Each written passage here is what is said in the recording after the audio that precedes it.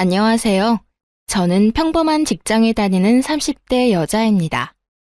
어린 시절 저희 집은 참 화목했어요. 사춘기 시절 반항기조차 미미하게 지나갔을 만큼 애정 가득한 집안이었죠.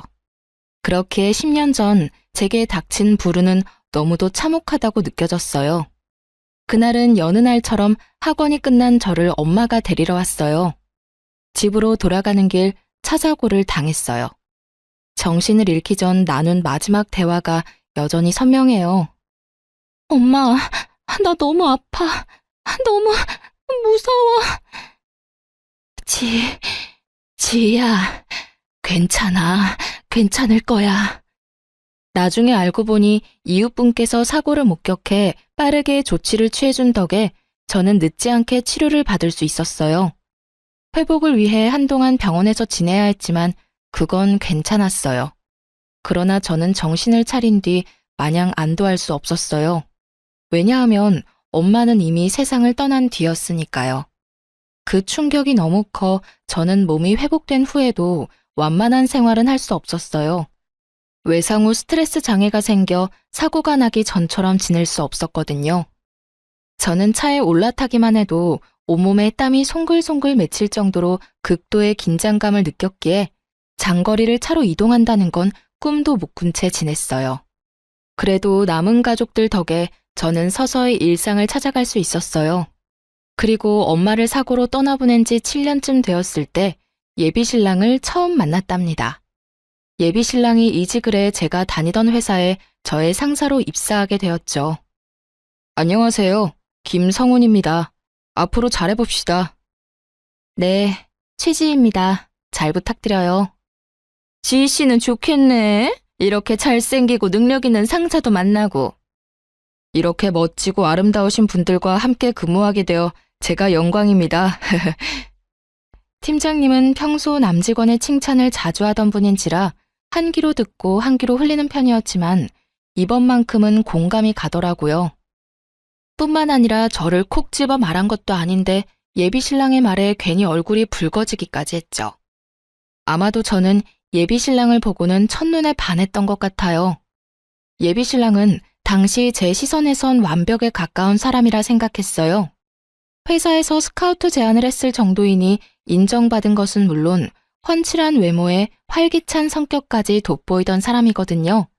그렇기에 예비신랑은 사내에서 인기가 꽤 있었어요. 지희 씨는 일할 맛 나겠네. 그러게, 자기는 무슨 복이 있길래 굴러들어온 상사가 성우님이니? 배울 점이 참 많은 분이죠. 덕분에 전보다 업무 효율이 많이 올랐어요. 하지만 본의 아니게 저는 여직원들의 질투 대상이 되기도 했어요. 제가 눈에 띄는 편은 아니라 근무하면서 단 한 번도 구설에 올라본 적 없는데 예비신랑의 입사 이후 많은 여직원의 입방아에 올랐거든요. 요즘 이 팀 최주임 얼굴에 웃음꽃이 다 폈더라. 난 그런 모습 처음 봐. 패션은 또 어떻고요? 당장이라도 꼬리칠 기세던데요? 성우님이랑 거의 붙어있다시피 하던데 부러워 죽겠어요. 나중에는 그런 구설수가 예비신랑 귀에까지 들어갔어요. 그때부터였던 것 같아요. 유독 적극적인 태도로 저를 대했던 것 말이에요. 자기로 인해 제가 꽃뱀, 불려우 같은 꼬리표까지 달게 되었을 때 예비신랑이 저를 대하는 모습이 눈에 띄게 바뀌었거든요. 그런데 그 추문이 계기가 되어 저와 예비신랑은 눈이 맞았고 그렇게 사내 커플로 발전하게 되었어요. 예비신랑과의 인연은 제게 너무도 특별했고 또 소중했어요. 제게 생긴 스트레스 장애가 예비신랑의 노력 덕에 정말 많이 좋아졌거든요. 물론 차를 탈 때 여전히 긴장은 됐지만 한두 시간 정도의 거리는 자동차로 이동이 가능할 정도로요. 거기다 예비신랑은 우리 가족에게도 각별했어요. 엄마를 잃은 후 오랜 세월이 흘렀음에도 우리 집은 종종 가라앉은 분위기가 맴돌곤 했어요. 하지만 예비신랑이 왕래하면서부터 훨씬 사람 사는 분위기로 바뀌었죠. 아이고, 우리 성훈이 왔네. 내가 예비사위 오는 날을 손꼽아 기다렸어. 아빠도 참, 그렇게 부담 주지 마. 자꾸 그러면 우리 집에 놀러 오고 싶겠어? 저도 아버님 뵙는 날만 손꼽아 기다렸는데 통했네요. 자기야, 부담이라니. 난 너무 감사하고 좋아. 친정아빠는 언제나 예비 신랑과 함께 보내는 시간엔 들떠 있었어요. 딸들만 있어서 아들이 있다고 느껴지는 순간이 기쁘다고 했죠. 제 예비 시부모님도 참 따뜻한 분이었어요. 저를 처음 봤을 때부터 상냥히 대해주셨고 엄마를 잃은 제가 안타깝다며 잘 살펴주었답니다. 특히 예비 시모가 제게 신경을 많이 써주었어요. 어딜 가든 뭘 하든 저를 챙겨 함께하곤 했어요. 저는 그런 예비 시모에게 깊은 감사를 느꼈죠. 결혼만 안 했다 뿐이지 양가 부모님 모두 우리를 이미 가족과 다름없이 대했어요. 그렇기에 내 생에 이런 감사한 인연이 또 있을까 싶을 만큼 저는 예비 신랑에 대한 감정이 나날이 깊어갔죠. 딱 하나, 제게 남은 시련이 있다면 차를 타는 것은 어느 정도 나아졌다고 해도 여전히 운전대를 잡는 건 어려움이 크다는 것이었어요. 그 탓에 저는 제 차가 있었음에도 사고 이후 단 한 번도 몰아볼 수 없었어요. 이 이유로 차를 팔까 수없이 고민했던 적도 있었지만 제 첫 취직 선물로 부모님께서 선물해 주신 거라 쉽지 않았어요. 더군다나 그 차는 친정엄마가 직접 골라준 거였거든요. 예비신랑도 제게는 소중한 자동차임을 알고 있었던 터라 저를 대신해 관리를 도맡아 해주었죠. 하루는 예비신랑이 뜻밖에도 제 차를 빌려주라고 부탁을 하더군요. 자기야, 자기 차 말이야. 내가 며칠만 좀 타고 다닐 수 있을까? 갑자기 왜? 차에 무슨 문제라도 생겼어? 아니, 점검을 맡겼어. 내 차가 이제 오래됐잖아. 그래서 그런지 이번 기회에 이것저것 살펴보자고 하더라고. 하긴 아버님께서 타시던 차라고 했잖아. 내 차라도 괜찮다면 나는 좋아. 저는 흔쾌히 수락했고 예비신랑이 편히 타고 다니도록 며칠 보험까지 들어주었어요. 길어야 사나흘 타는 정도라고 해도 꼭 필요하다고 생각했거든요. 예비신랑은 큰 부탁을 들어준 게 아닌데도 진심으로 고마워했어요. 그리고 며칠 뒤 차를 돌려받기로 한 날이 되었는데 밤이 다 되도록 예비신랑이 차를 가지고 오지 않는 거예요. 연락도 되지 않아 얼마나 마음 졸였는지 몰라요. 이런 제 마음을 아는지 모르는지 예비신랑은 한참 후인 밤 12시가 훌쩍 넘어서야 연락이 오더군요. 왜 이렇게 연락이 안 돼? 얼마나 걱정했는 줄 알아? 미안해. 가볍게 저녁만 먹고 파하기로 했던 자리가 갑자기 술자리로 바뀌는 바람에 연락을 바로 못했어. 술? 오빠 지금 어딘데? 운전은 어떻게 하려고 술을 마셔? 술을 마셨다는 말만으로도 불안이 엄습했어요. 워낙 운전에 관한 일이라면 예민하던 저라 감정에 휘말리지 않게 이악 물고 참았어요. 하지만 곧 이어진 예비신랑의 말에 치밀어 오른 화를 주체하지 못했어요. 자기야, 실은 숨김없이 솔직하기로 약속해서 털어놓는 건데. 뭐야? 무슨 사고라도 쳤어? 왜 그렇게 밑밥을 깔고 그래, 불안하게. 대리를 부르는 대신 친구가 대신 운전을 해줬어. 그런데 정말 그 애는 맥주 2잔 정도밖에 안 마셨거든. 취기 하나 없이 멀쩡했는데 하필이면 음주운전 단속을 하고 있지 뭐야. 뭐? 그럼 지금 술 마신 사람한테 내 차를 맡긴 채 오빠까지 타 있었다 이거야? 진짜 미쳤어? 미안, 내가 차는 내일 가져다 줄게. 오빠 정말 생각이 있는 거야, 없는 거야? 내가 믿고 빌려줬으면 실망을 시키지 말아야지. 어떻게 음주운전인 걸 뻔히 알면서 운전대를 맡겨?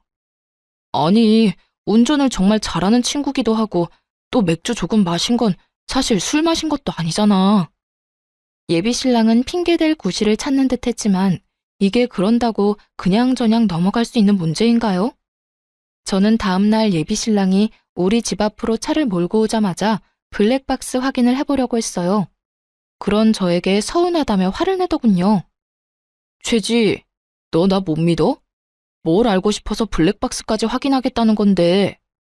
못 믿을 행동을 먼저 했잖아. 오빠가 음주운전을 한 건지 확인하려고 그런다 왜? 그리고 왼편 문짝 긁힌 자국 안 보여? 어떻게 된 건지 직접 확인해야 할 거 아니야. 아, 그래. 내 친구가 차 빼다가 조금 긁어먹었다. 내가 수리해 줄게. 그럼 될 일을 왜 이렇게 유난이야? 저는 언성을 높인 예비신랑을 뒤로 한 채 블랙박스를 켜 차를 빌려줬던 날부터 살펴보기 시작했어요. 그리고 곧 또 다른 사실을 알게 되었죠.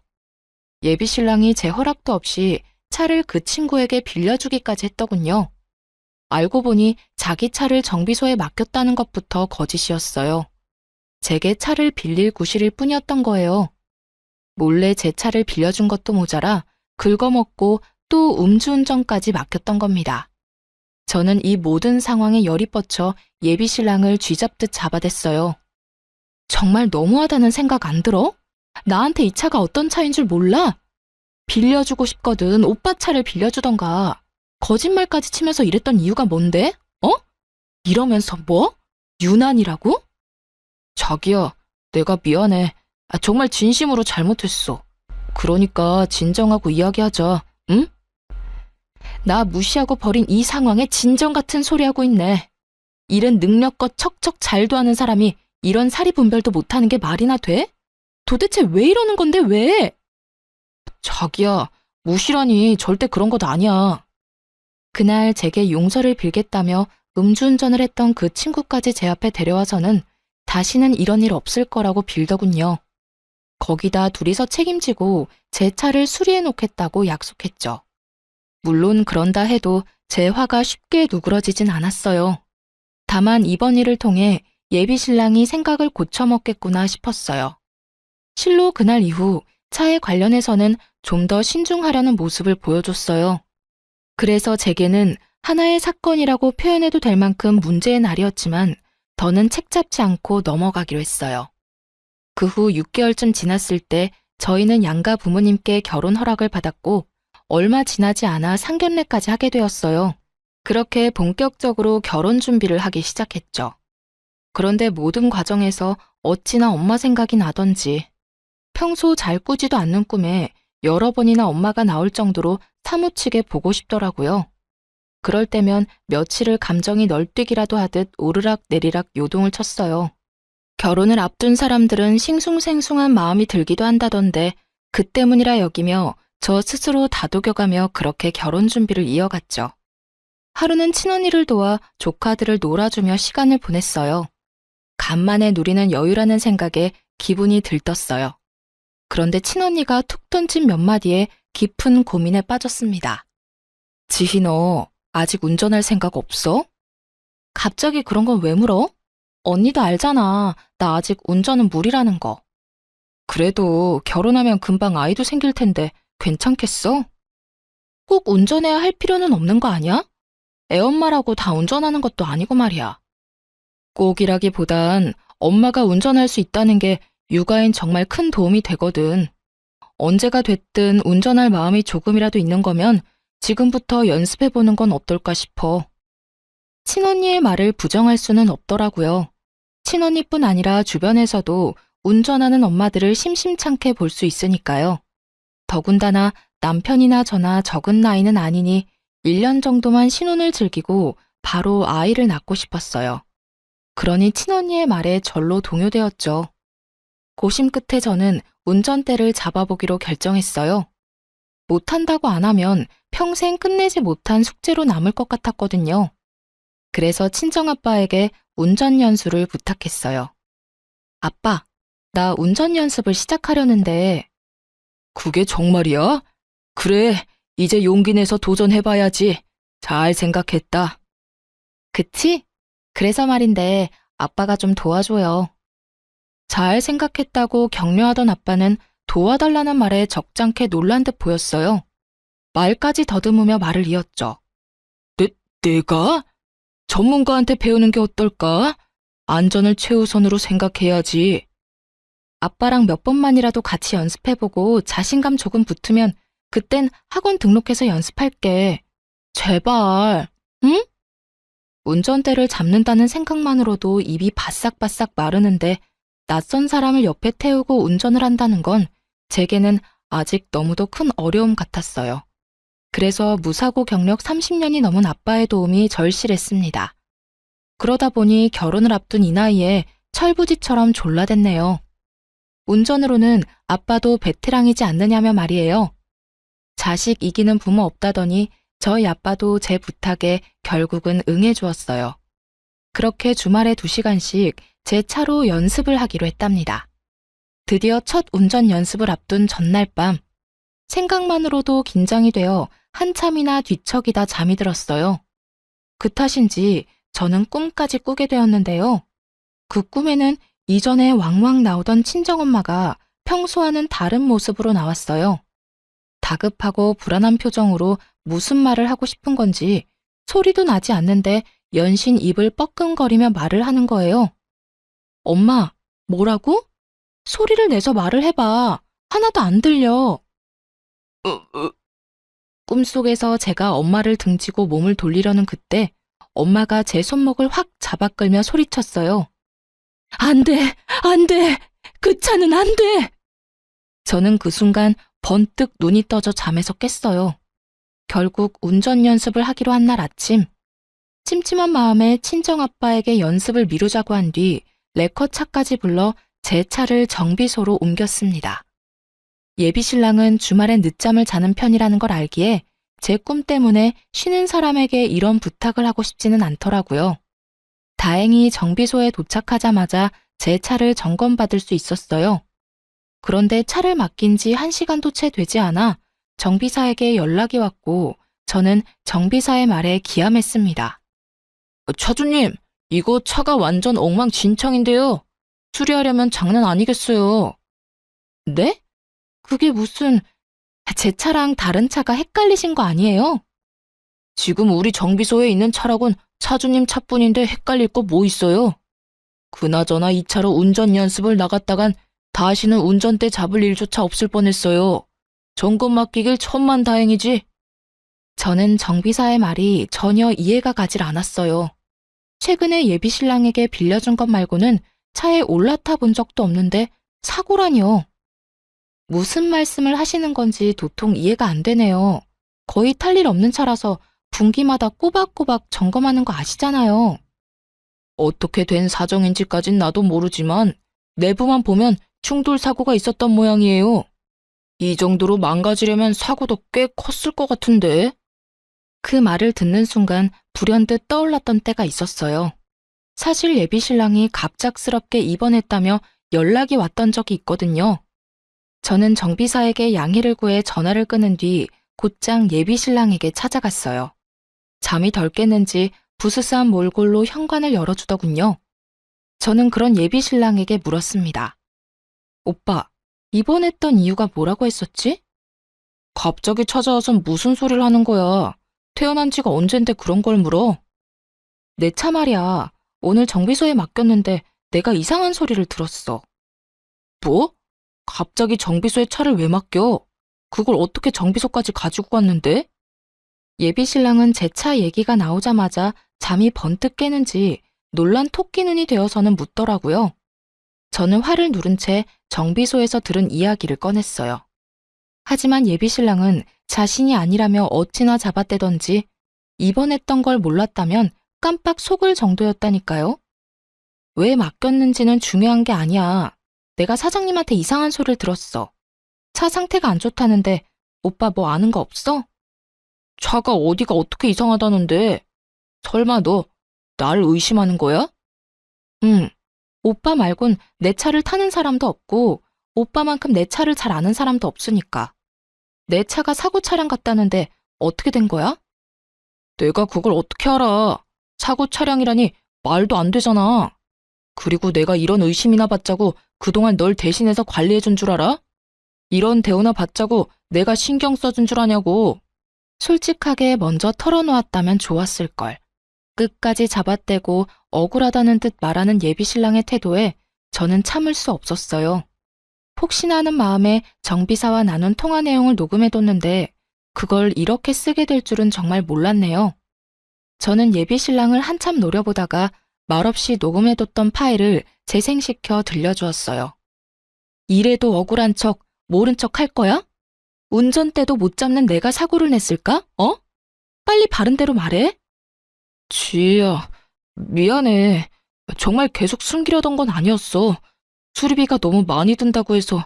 그런데 전체 수리할 돈은 없어서 어쩔 수 없었어.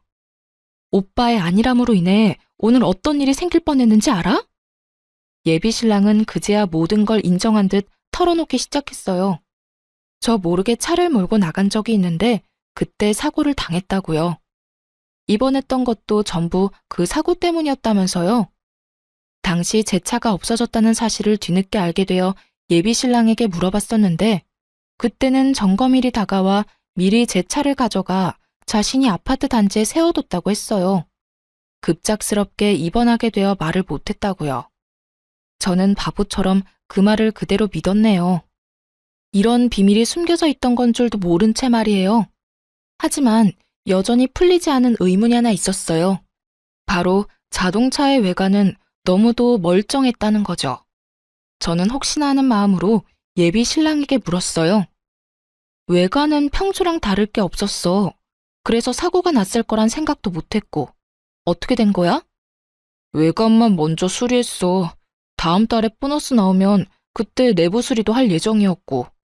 너는 운전을 못하니까 그 사이에 무슨 일이 생길 거라는 생각은 못했어.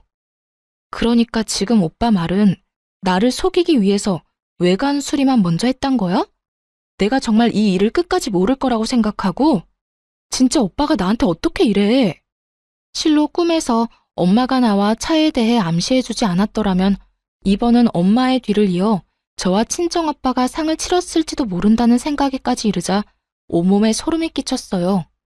그렇기에 저는 더욱 분노를 참을 수 없었어요. 제가 차를 몰고 나갈 일이 없다고 이런 일을 비밀로 한다는 게 맞는 건가요? 어떤 일이 생겼을 땐 자신이 저지른 일에 대해 솔직히 털어놓고 용서를 구하는 게 먼저 아닌가요?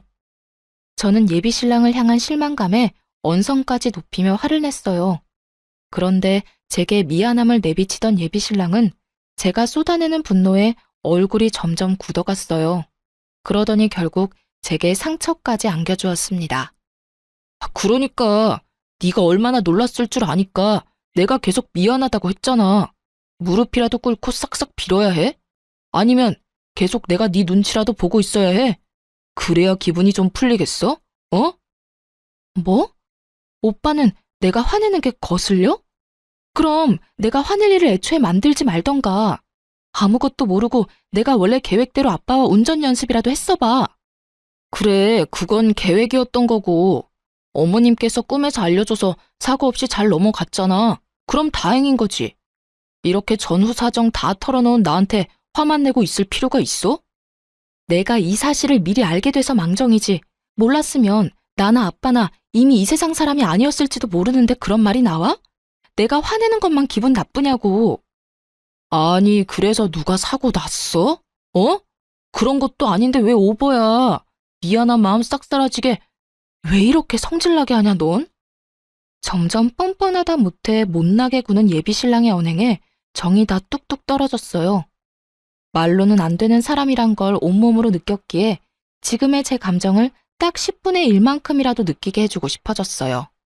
그래서 예비 신랑의 삐까뻔쩍한 차로 다가가 사이드미러를 아작냈어요. 예비 신랑은 외제차를 몰았는데 워낙 차를 좋아해 공들여 관리했죠. 적잖게 놀랐는지 급히 뛰어와 저를 뜯어말리며 노발대발했어요. 너 진짜 미쳤어? 지금 내 차에 뭐 하는 짓이야? 너 이거 수리비가 얼만 줄은 알고 이러는 거야? 내가 알게 뭐야? 너도 한번 당해봐. 이거 놔. 이거 안 놔? 이 정신 나간 게 너 같으면 놓겠냐? 이런 식으로 복수하는 거야 뭐야? 너 원래 이렇게 무식한 애였어? 질리게 왜 이래? 무식? 나도 일자 무식한 너랑은 미래를 약속할 가치도 없어. 당장 파혼해. 당장. 저의 파혼 선언에 예비 신랑이 벙찐 틈을 타 그의 손을 뿌리치고는 그 길로 택시까지 잡아타고 예비 시댁으로 향했습니다. 갑작스러운 제 방문에 예비 시댁 식구들은 꽤 놀란 듯 보였어요. 네가 연락도 없이 무슨 일이니? 급한 일이라도 있는 거야? 어머님, 아버님, 저 오빠와 파혼하겠습니다. 이 말 하러 왔어요. 이게 다 무슨 소리야? 너희 싸웠냐? 지희야, 파혼이라니? 결혼 앞두고 왜 이러니? 저는 더 할 말 없어요. 정 궁금하시면 오빠한테 직접 물어보세요. 제 의사를 표명한 뒤 예비 시댁을 나서기 위해 현관을 향해 걸어가는데 예비 시부모님께서 다급히 일어나서는 저를 붙잡았어요. 그 이유는 예비 신랑에게 전해 들은 바도 없고 또 이리도 무례한 태도로 파혼까지 운운했다는 거였어요. 그런 말을 쏟아내는데 어찌나 밉던지 저는 욱하는 마음에 소리치고 말았습니다. 지희 너 우리 무시하니? 파혼이 애들 장난이야? 이유를 말해야 우리도 생각이란 걸 해볼 것 아니야? 애들 장난이 아니니까 하겠다는 거예요. 당신의 아들 때문에 오늘 나와 내 아버지가 하마터면 이승과 작별할 뻔했다고. 그래서 끝이에요. 알겠어요? 제 말에 무슨 뜻이냐며 묻는 예비 시부모님을 뒤로 한 채 저는 그곳을 나와 집으로 돌아갔어요. 하지만 파혼 선언을 했다고 모든 게 끝난 건 아니었어요. 예비 신랑이 수차례나 찾아와서 파혼할 수 없다며 반대했거든요. 자기야, 내가 그때는 경황이 없어서 그랬어. 도둑이 제발 저린다고 나도 딱 그랬던 거지. 그러니까 넓은 마음으로 한 번만 용서해줘. 응? 용서? 오빠가 그랬잖아. 아무도 안 다쳤으니 된 것 아니냐고. 그런데 이제와 무슨 용서? 왜? 이런 일을 버리고도 결혼은 해야겠니? 그게 내 진심일 리 없잖아. 그냥 화나서 홧김에 나온 말일 뿐이야. 어쨌든 입 밖으로 뱉었잖아. 물과 말은 주워 담을 수 없단 거 몰라? 그만 찾아와. 나 오빠랑 더 할 말 없어. 예비 신랑에게 찾아오지 말라고 하자 나중에는 예비 시모까지 저를 찾아와 설득하려 했어요. 하지만 좋은 관계였을 때만큼 저를 위하진 않으시더군요. 지희야, 우리가 좀 돈독했니? 나도 다 이야기 들었어. 네가 얼마나 놀랐겠니? 어떤 마음이었을지 충분히 이해한다. 내가 그 사실 알고 아주 혼쭐을 냈어. 그러니 이만 노여움 풀어주렴. 이게 혼 좀 낸다고 나아지는 문제는 아니잖아요. 어머님, 오빠는 저를 기만했고 그로 인해 큰일을 치를 뻔했어요. 그런 오빠를 제가 뭘 어떻게 믿고 살라는 말씀이세요? 원래 남자들이 철이 좀 없잖니. 다른 남자들이라고 안 그러는 게 아니란 말이야. 그리고 청첩장까지 다 돌린 이 시점에서 돌연 파혼이라니. 그건 하객들에 대한 예의가 아니지. 또 네 사사로운 감정 하나 맞춰주겠다고 우리 집안이 개망신 당할 순 없잖니? 저는 망신을 운운하며 한 말에 열이 확 받았어요. 그런데 맞받아치려는 순간 이런 생각이 들더라고요. 진정한 망신이 뭔지 아직 모르는구나 하는 생각이요. 저는 진짜 망신이 어떤 건지 톡톡히 알려주고 싶어졌어요. 또 제가 원하는 대로 파혼해주지 않은 걸 후회하도록 만들고 싶었어요.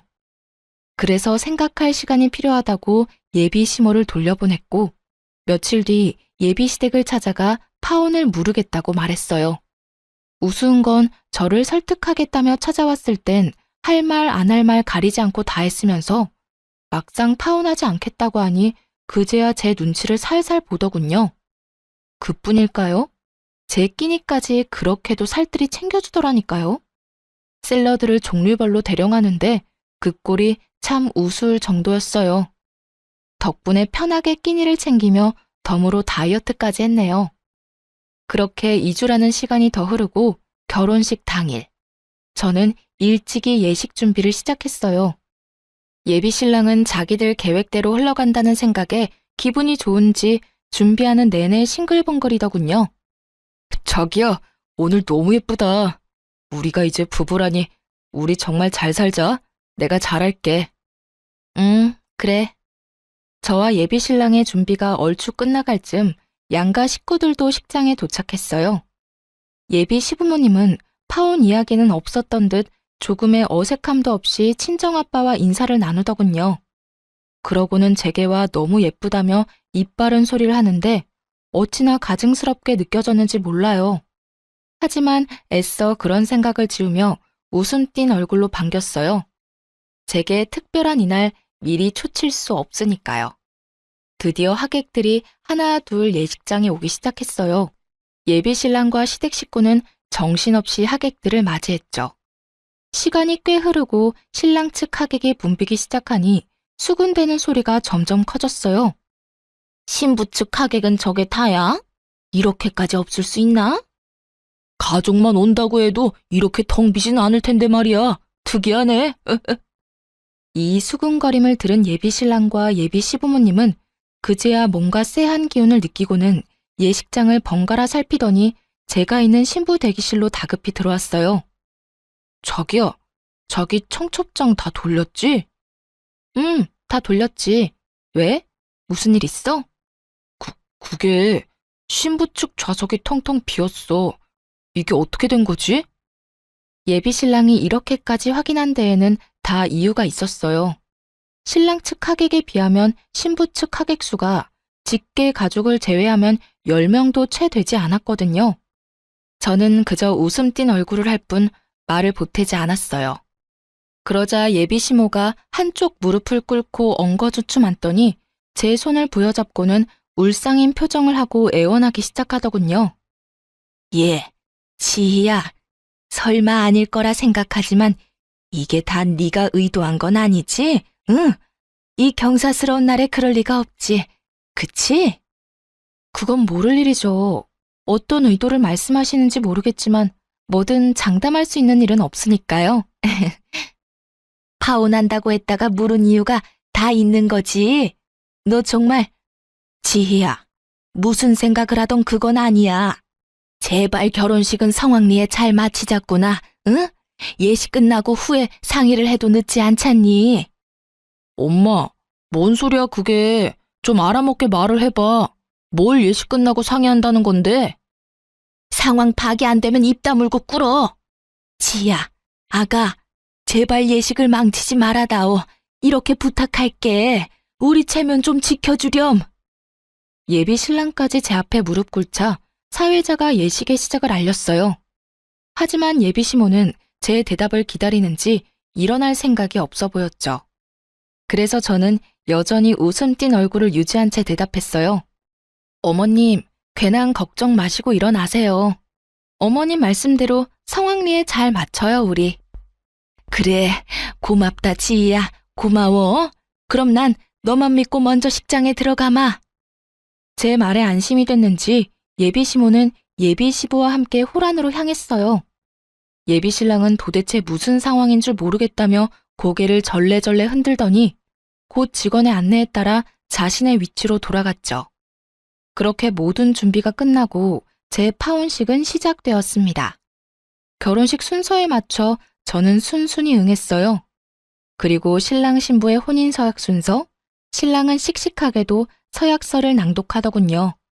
곧 제 차례가 되었고 저는 혼인 서약 대신 파혼 선언을 했어요. 이 자리를 빌려 꼭 하고 싶은 말이 있습니다. 저는 제 연인인 성훈 씨와 파혼하고자 합니다. 자기야, 이게 무슨 소리야? 뭐 하는 거야? 얼마 전 저는 파혼을 하겠다는 의사를 밝혔지만 어머님께서 결혼 소식을 알린 상태에서 파혼 소식을 전하는 건 개망신이라며 극구 반대하셨습니다. 그래서 성훈 씨 가족들을 대신해 제가 직접 이 자리에서 표명합니다. 말을 마친 저는 예비 신랑의 뺨을 내리치는 것으로 피날레를 장식했습니다. 제 파혼 발표에 예비 시댁 식구들은 사색이 되었어요. 뒤늦게 정신 차린 예비 시모는 뭔가 잘못된 거라며 고래고래 소리쳤지만 신랑 측 하객들은 하나 둘 자리를 떴어요. 예비 시모는 이럴 순 없다며 땅을 치며 한탄했지만 이미 늦은 후였죠. 저는 그 사이 예비 신랑에게 예식 비용 청구서까지 집어던지고는 유유히 예식장을 나왔네요. 사실 예비 시부모에게 파혼하지 않겠다고 이야기한 날 오전, 저는 모든 하객에게 파혼하게 되어 결혼식이 무산되었음을 미리 알렸어요. 그 후 정말 친한 친구에게만 파혼식에 자리를 좀 채워달라고 부탁했던 거였어요. 그래야 모양새가 그럴싸할 테니까요. 홀가분한 마음으로 집에 돌아오니 그제야 전화가 불나게 왔어요. 하지만 저는 가족들에게 상황을 알리고 전원을 꺼버렸어요. 그러자 다음날 전 남친은 저의 집까지 찾아왔더군요. 문을 열지 않으면 부수고 들어올 기세로 제 이름을 고래고래 부르며 행패를 부렸어요. 저는 이제 정말 관계의 종지부를 찍기 위해 맞섰죠. 남의 집에 찾아와서 곱게 기다릴 것이지 왜 무식하게 행패야 행패는. 내가 오빠 무서워서 문 걸어 잠그고 모르쇠 할까봐? 야, 내가 그렇게 비위 맞추면서 잘해줬는데 결혼식을 그딴 식으로 망쳤어야 했냐? 네 막장 연극 때문에 우리 가족은 창피해서 이제 어디 다닐 수가 없게 생겼다고. 알아? 그러게, 내가 우리 관계 끝이라고 파혼하자 할 때 인정하고 좋게 끝냈으면 그런 일도 없었겠지. 오빠도 오빠네 식구도 나를 쥐락펴락하려다 그 꼴 난 거라는 걸 아직도 몰라? 너, 내가 명예훼손으로 신고할 거야. 어디 언제까지 큰 소리 칠 수 있는지 한번 보자고. 어디 할 수 있으면 해봐. 나도 오빠 손괴죄로 고소하면 그만이야. 맞고소 당하고 싶으면 해봐. 해보자고. 뭐? 손괴죄? 타지도 못하는 차 좀 망가진 걸로 찌질하게 왜 이래 진짜. 그깟 차 수리비 주면 될 거 아니야, 주면. 내가 저번에도 말했지. 보너스 나오면 고쳐준다고. 괜히 트집 잡을 거 없으니까 차 들먹이는 거 누가 모를 줄 아냐? 전 남친은 제가 맞고소 이야기를 하고부터 분개에서는 입에 담기 거북한 말들까지 쏟아냈어요. 하지만 저는 아랑곳하지 않고 태연스럽게 말했어요. 차 들먹인다는 소리에서 하는 말인데 10년 전에 지금 같은 교통법이 있었다면 너 같은 자식은 방조죄로 처벌받았을 텐데 참 아쉬워. 그치? 그건 또 무슨 말도 안 되는 소리야? 내가 방조죄로 처벌받을 일이 뭐 있다고 정신 나간 소리까지 짓거리는 건데 너 진짜 돌았냐? 제 말의 의미를 모른 채 광분에서는 오만상을 하고 난리를 쳤어요. 저는 그런 전남친의 꼴 같자는 모습을 봐줄 수 없더군요. 그래서 조용히 핸드폰을 꺼내들고는 한 파일을 재생시켰어요. 금방이라도 저를 어떻게 할 것처럼 위협적이던 표정과 행동이 일순간 사그라들더니 곧 전남친의 낯빛이 창백해졌어요. 네가 이걸 어떻게 가지고 있어? 세상에 평생 가는 비밀이 어딨겠어. 이래서 나쁜 짓 하고 못 사는 거야. 결국 이렇게 다 들통나니까. 그 녹음 파일은 10년 전 엄마와 제가 타고 있던 차가 사고 났을 당시 나오지 않았던 증거자료이자 교통사고를 낸 가해자의 대화가 담긴 파일이었어요. 제가 어떻게 이 자료를 가지고 있었냐고요? 어쩌면 이 모든 게 하늘의 뜻이었을지 몰라요. 사실 결혼식 당일 아주 이른 시간 저를 찾아온 사람이 있었어요. 그 사람은 바로 교통사고를 낸 가해자였습니다. 그 사람은 긴 세월 한 진실을 숨긴 채 살아왔더군요. 그리고 그 진실을 돌고 돌아 10년 만에 알게 되었네요.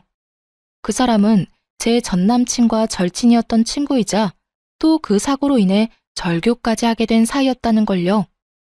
전남친의 친구는 예식 준비를 하는 제게 전남친이 없는 틈을 타 다가와서는 대뜸 이렇게 말했어요. 혹시 오래도록 한 번호만 쓰고 있는 게 맞다면 곧 파일 하나를 받아보게 될 거예요. 부디 꼭 예식장에 들어가기 전에 확인하시고 이 결혼에 대해 심사숙고해 보길 바래요.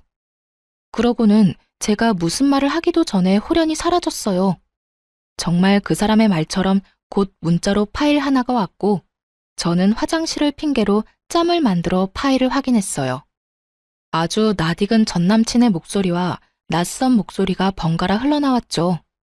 성훈이 너 정말 그 여자랑 결혼까지 할 작정이야?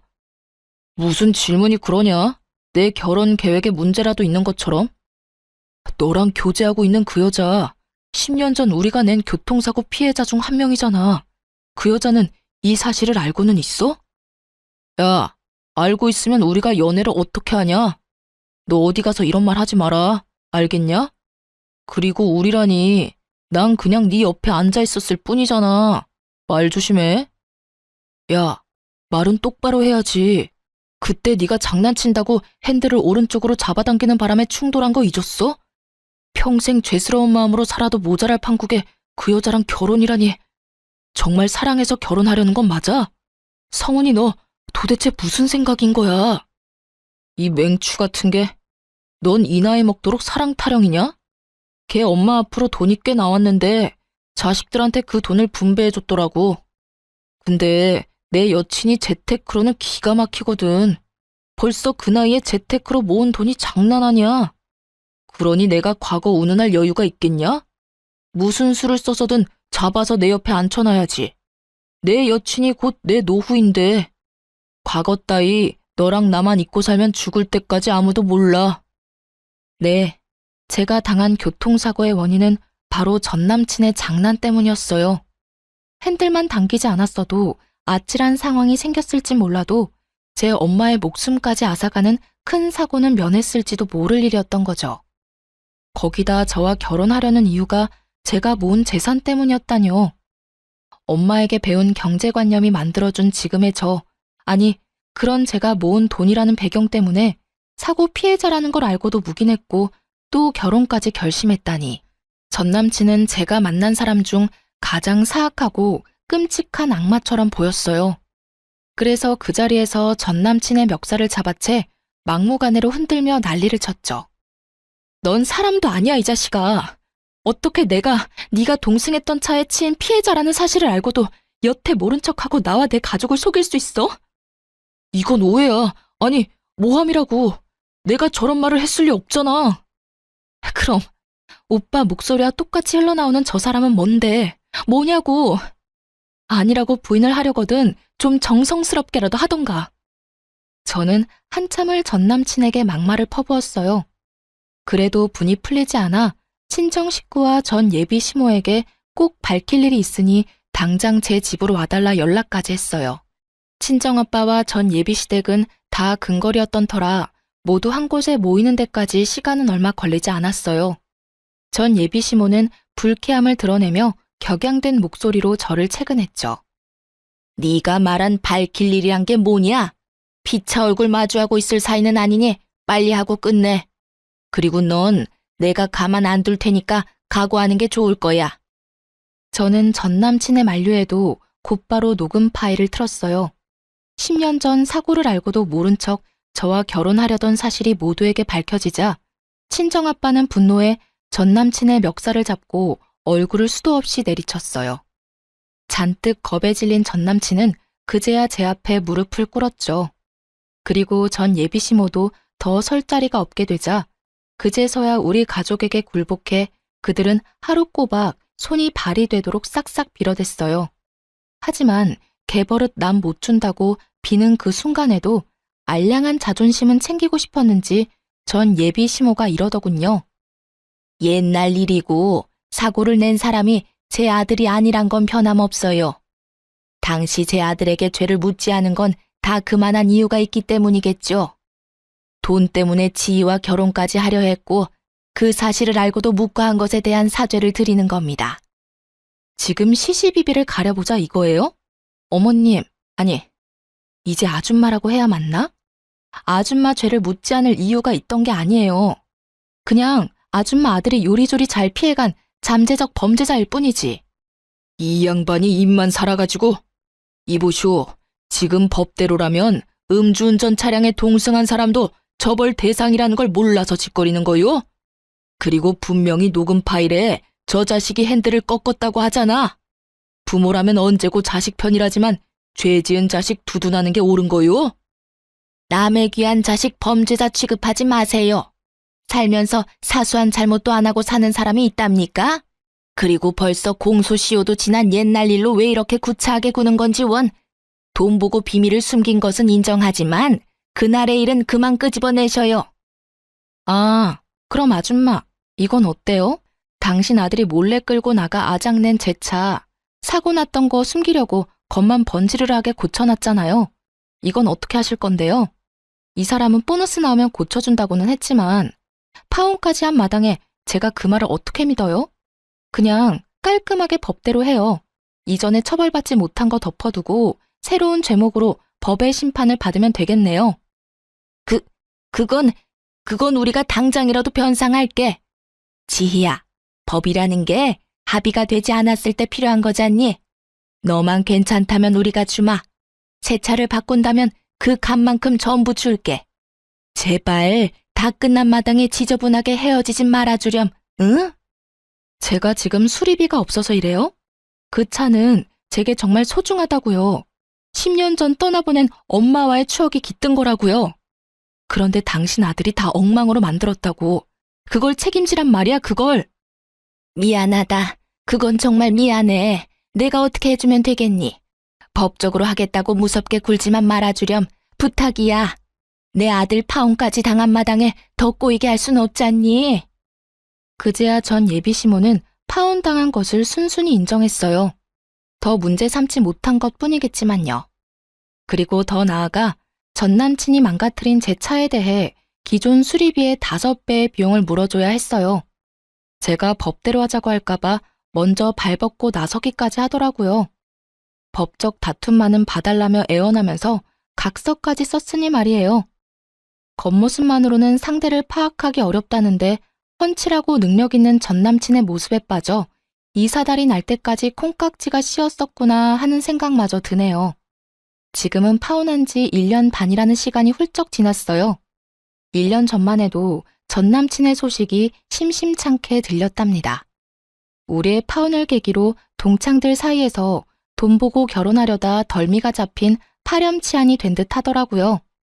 제게까지 그 소문이 전해진 걸 보면 아마 전 남친은 동창회에는 얼굴 들고 다니진 못하지 싶어요.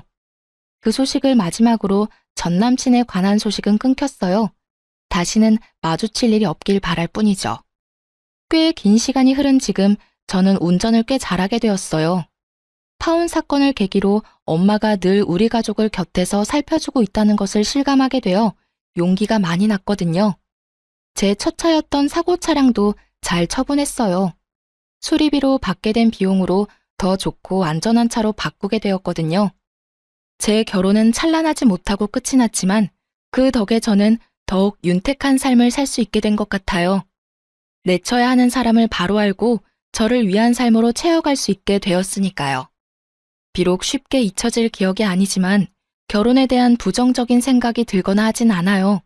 그렇기에 언젠가 정말 선한 사람을 만나 사랑을 하게 된다면 제 부모님이 아름다운 사랑을 나눴던 것처럼 저도 그런 깊이 있는 사랑을 하고 행복한 가정을 이룰 거예요. 마지막으로 하늘에서 지켜보고 있을 엄마와 먼 훗날 재회를 하게 되었을 때 엄마 덕에 내 삶은 평안했다고 고맙다고 말해주고 싶네요. 그럼 시청자분들의 안녕을 기원하며 이만 마칩니다. 긴 사연 들어주셔서 너무 감사합니다.